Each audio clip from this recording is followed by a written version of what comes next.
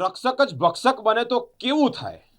પોલીસની જવાબદારી પ્રજાની રક્ષા કરવાની છે, પ્રજાને નીતિ નિયમ બતાવવાની છે અને નીતિ નિયમમાં ના હોય તેવા લોકોને દંડ કરવાની છે.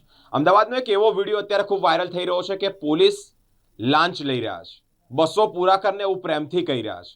એનો મતલબ દર્શક મિત્રો આ લાંચ લઈ રહ્યા છે. પોલીસ અમદાવાદની છે, અમદાવાદનો વિડીયો છે તે ખૂબ અત્યારે વાયરલ થઈ રહ્યો છે. આ વિડીયોમાં તેઓ જે લોકો પાસેથી એટલે કે જે એક વાહન ચાલક પાસેથી પૈસા લે છે તેમાં કહી રહ્યા છે કે 200 પૂરા કરને. તેવી રીતે જ્યારે એક લાંચ લેતો વિડીયો છે તે ખૂબ વાયરલ થઈ રહ્યો છે. 200 પૂરા કર દો, 200 પૂરા કર, 200 પૂરા કરના નથી સાહેબ. હવે તમારે વિશે શું જૂઠું બોલું? વળી જા ફટાફટ.